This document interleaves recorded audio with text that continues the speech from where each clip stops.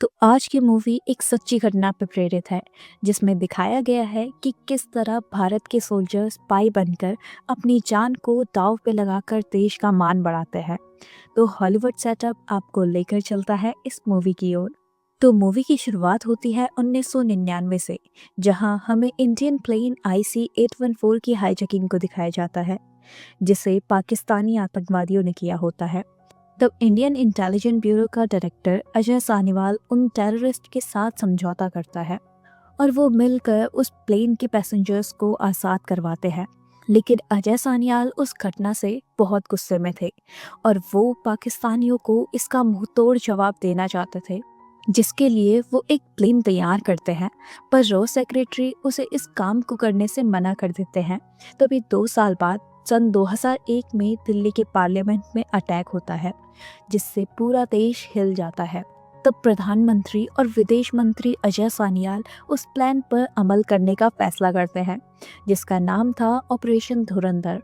एक ऐसा secret mission जिसमें एक अंडरकवर एजेंट को पाकिस्तान भेजा जाने वाला था, जो कि वहां के अंडरवर्ल्ड का हिस्सा बनकर पाकिस्तान की खुफिया जानकारी इंडिया को देगा। फिर अजय सानियाल ऑपरेशन धुरंधर के लिए एक जवान लड़के को चुनते हैं, जिसे 3 साल की ट्रेनिंग दी जाती है और वो 2004 में पाकिस्तान पहुंचता है, जहां वो अपना नाम हमजा अली रखता है और कराची शहर के लियारी इलाके में जाता है, जो कि एक बहुत ही खतरनाक एरिया था। वहाँ कई सारे गुंडे बसे थे और उन्होंने लियारी के अलग अलग हिस्सों में कब्जा करके रखा था। फिर हमजा वहाँ आलम नाम के एक आदमी के पास जाता है और उसकी जूस की दुकान पर काम करना शुरू करता है।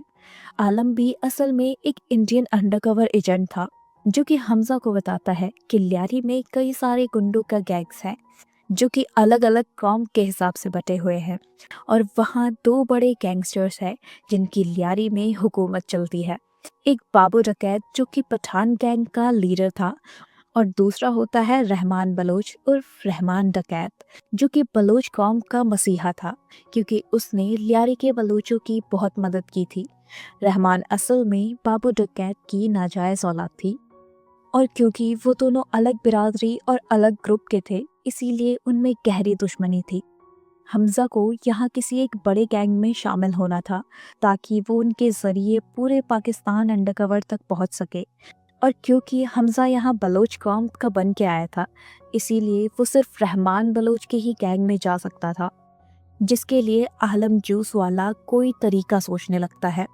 तब उसे अपने खबरी, जो कि पठान गैंग का मेंबर था, उससे पता चलता है कि बाबू डकैत के आदमी एक शादी में रहमान के बेटे को मारने वाले हैं और हमजा अगर नईम को बचा ले तो वो रहमान की नज़र में आ जाएगा और उसके ग्रुप में शामिल हो पाएगा। फिर आलम और हमजा उसी शादी में जूस बांटने के लिए जाते हैं। तब वहाँ बाबू डकैत के आदमी आकर नईम पर हमला कर देते हैं। उस शादी में रहमान का छोटा बेटा फैजल भी आया था, जो कि उस गोलीबारी में फंस जाता है।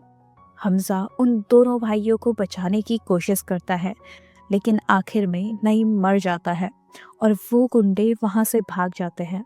पर हमजा ने फैजल को बचा लिया था, जो कि ये बात अपने पिता को बताता है। रहमान को नईम की मौत का बहुत दुख होता है, लेकिन वो फैजल की जान बचाने पर हमजा पर बहुत खुश होता है और उसे इनाम में पैसे देने लगता है। पर हमजा वो इनाम नहीं लेना चाहता और कहता है कि रहमान ने जो बलोचों पे एहसान किए हैं, उसके बदले मैंने सिर्फ अपना फ़र्ज़ निभाया था। फिर हमजा उन लोगों को ये भी बताता है कि बाबू डकैत के आदमियों पे कौन कौन सी गन्स थी। ये सब सुनकर रहमान और उसका चचेरा भाई उज़ैर बहुत ही इम्प्रेस हो जाते हैं कि हमजा को हथियारों का भी नॉलेज है, इसीलिए वो लोग उसे अपनी गैंग में शामिल कर लेते हैं। फिर वहाँ जमील जमाली नाम का पॉलिटिशियन आता है, जो कि पाकिस्तानी आवामी पार्टी यानी कि PAP का लीडर था। रहमान की गैंग और जमील की पार्टी एक दूसरे की सपोर्टर थी, लेकिन जमील बहुत मतलबी आदमी था। उसे सिर्फ अपनी कुर्सी की ही फिक्र थी, जिसके लिए वो गुंडों को इस्तेमाल करके वोट जमा करता था और अभी इलेक्शन आने वाले थे। इसीलिए जमील को इस बात का डर था कि अगर रहमान ने बाबू डकैत से अपने बेटे की मौत का बदला लिया तो उससे पब्लिक बहक जाएगी और वो इलेक्शन हार जाएगा। इसी वजह से जमील रहमान और उजैर को बोलता है कि वो कुछ दिन तक कोई तमाशा ना करें, पर इधर रहमान बहुत गुस्से में था और वो बस बदला लेना चाहता था। लेकिन उजैर और बाकी लोग उसे रोक रहे थे। सिर्फ हमजा ही उसका साथ देता है और बोलता है कि बाबू गैंग ने जानबूझकर इलेक्शन के टाइम पर ही हमला किया था, क्योंकि उसे मालूम था कि पीएपी वाले उसे कुछ भी नहीं करने देंगे। हमजा के मुताबिक बाबू डकैत अभी बेफिक्र होगा और यही सही वक्त है उस पे हमला करने का। और वो अगर अभी पठान गैंग को हरा दे तो लियारी पर सिर्फ बलोचों का ही राज होगा और पीएपी इलेक्शन भी जीत जाएगी। रहमान को ये बात बहुत पसंद आती है और वो लोग प्लान बनाकर एक ही दिन बाबू की पूरी टीम को अलग अलग जगह पर घेर लेते हैं और उन्हें खत्म कर देते हैं। आखिर में रहमान बाबू डकैत को सरेआम बुरी तरह मार डालता है, जिससे लियारी में रहमान का दबदबा काफ़ी बढ़ जाता है और पीएपी आसानी से इलेक्शन भी जीत जाती है। इसके अलावा अब हमजा रहमान का सबसे खास आदमी बन जाता है और उसके सभी काले धंधे संभालने लगता है, जिसमें सबसे मेन था नकली बंदूक और बारूदों का बिजनेस। इस सब के बीच हमजा को जमील की बेटी यालीन से प्यार हो जाता है। वो उसके साथ काफ़ी वक्त बिताता है। फिर सन 2008 में रहमान की मुलाकात खदानी ब्रदर्स नाम के दो बड़े बिजनेसमैन से होती है, जिनसे वो दोस्ती कर लेता है। वो दोनों भाई रहमान को पॉलिटिक्स में उतरने को बोलते हैं, जिसके लिए वो तैयार हो जाता है।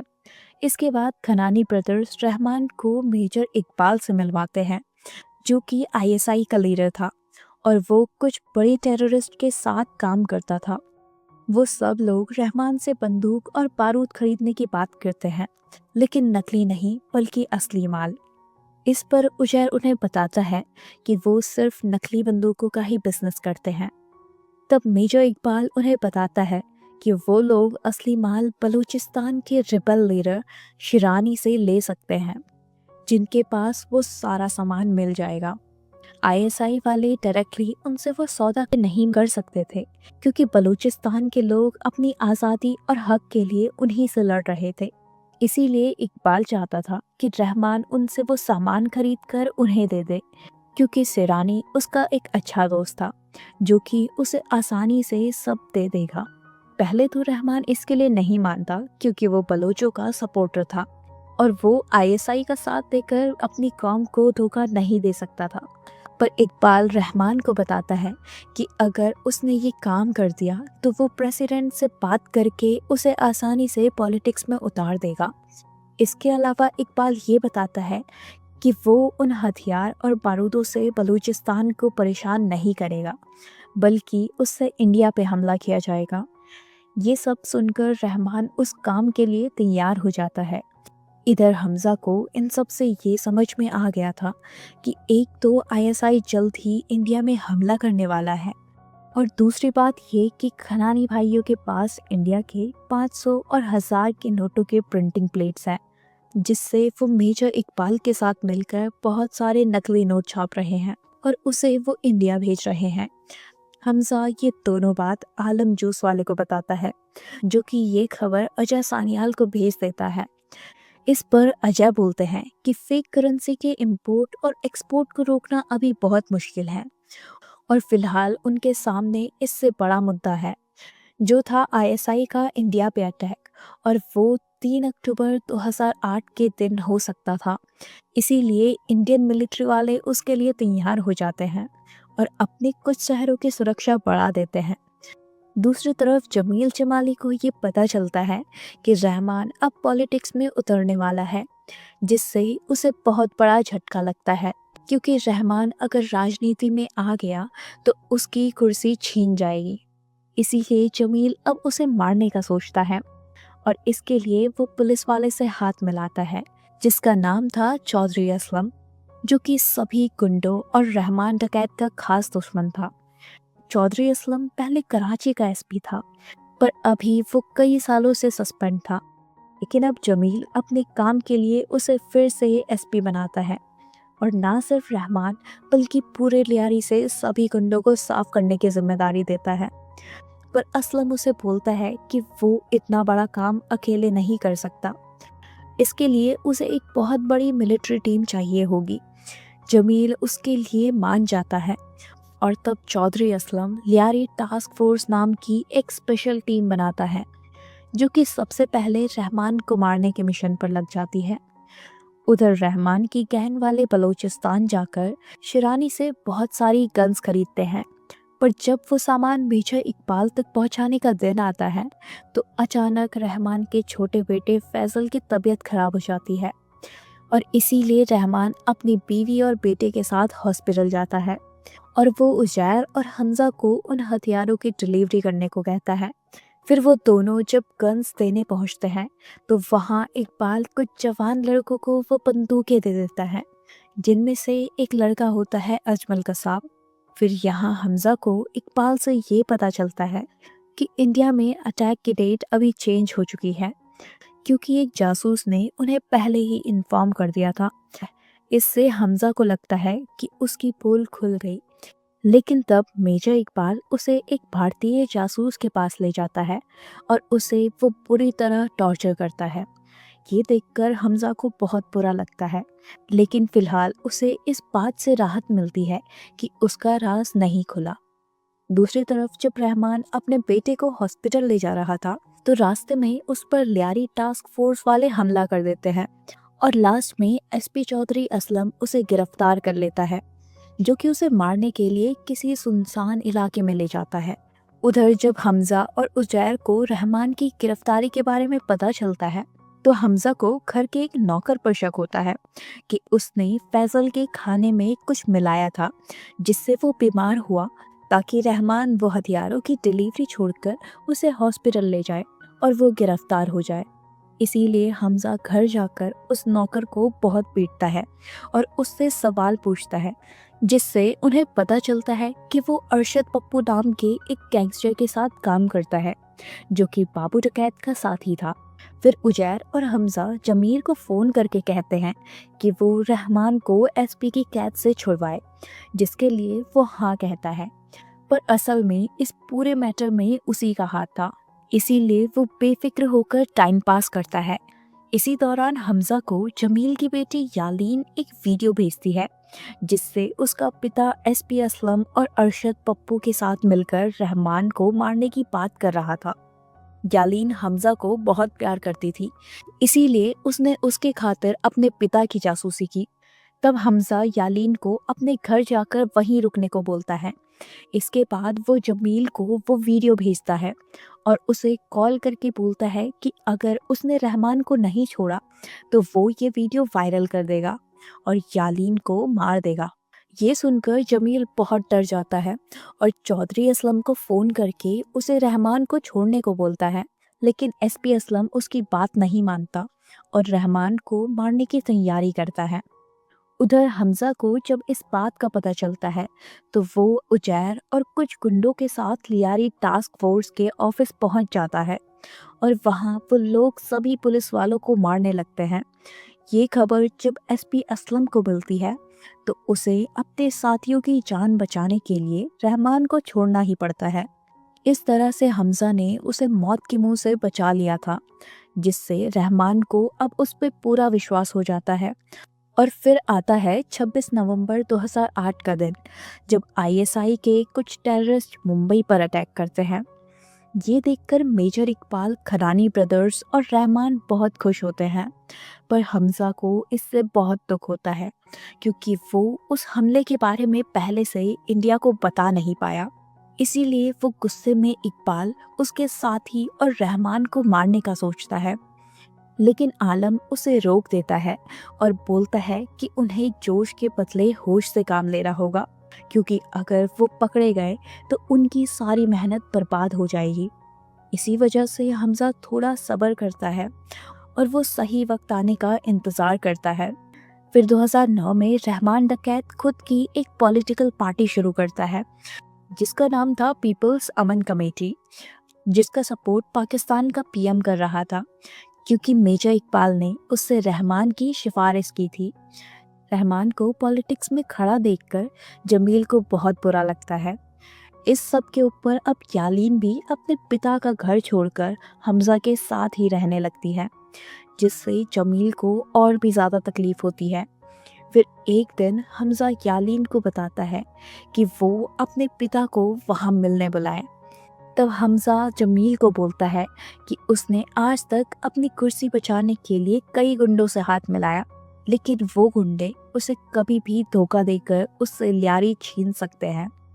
इसीलिए अगर उसे राजनीति में अपना दबदबा कायम रखना है तो किसी ऐसे इंसान का साथ दे जो उसका रिश्तेदार हो और उससे वफादारी निभाए।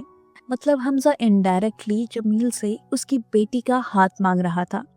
और जमील को भी ये बात समझ आ जाती है कि अगर उसने रहमान और अरशद जैसे गुंडों का साथ छोड़कर हमजा को अपना दामाद बनाया तो वो उसकी मदद से पूरी कराची और पाकिस्तान पर राज कर पाएगा।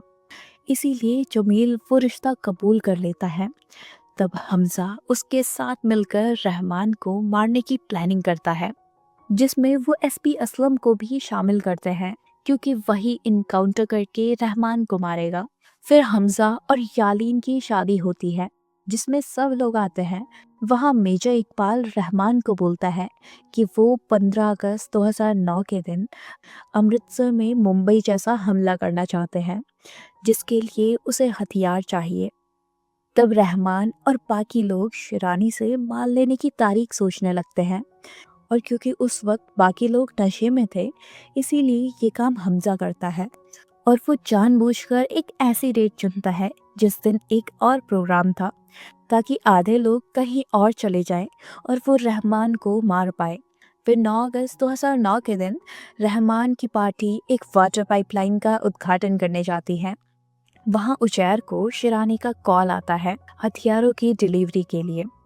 इसीलिए उजैर कुछ लोगों के साथ वहाँ चला जाता है। तब हमजा उस उद्घाटन से लौटते वक्त रहमान की गाड़ी एक सुनसान जंगल की तरफ मोड़ देता है, जहां आगे ल्यारी टास्क फोर्स उनका इंतजार कर रही थी। रास्ते में रहमान को शक होता है तो वो गाड़ी रोकने को कहता है, लेकिन जब हमजा वो कार नहीं रोकता तो रहमान और बाकी लोग उसे मारने की कोशिश करते हैं। तब हमजा उस कार को थोड़ा आगे ले जाता है और एक जगह पर गाड़ी पलट जाती है, जहां एसपी असलम की टीम आ जाती है।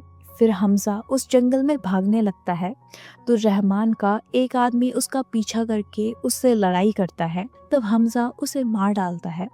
उधर रहमान असलम से बच के जंगल में भागने लगता है और वहां उन दोनों की मारपीट शुरू हो जाती है। फिर हमजा भी वहां आ जाता है और एसपी असलम की मदद करता है। आखिर में हमजा रहमान को पीट कर बहुत घायल कर देता है और असलम उसके गले पर गोली मार देता है, जिससे वो मरने की कगार पर पहुंच जाता है। पर वो दोनों उसे जान से नहीं मारते, क्योंकि हमजा सबके सामने उसे बचाने का नाटक करना चाहता था।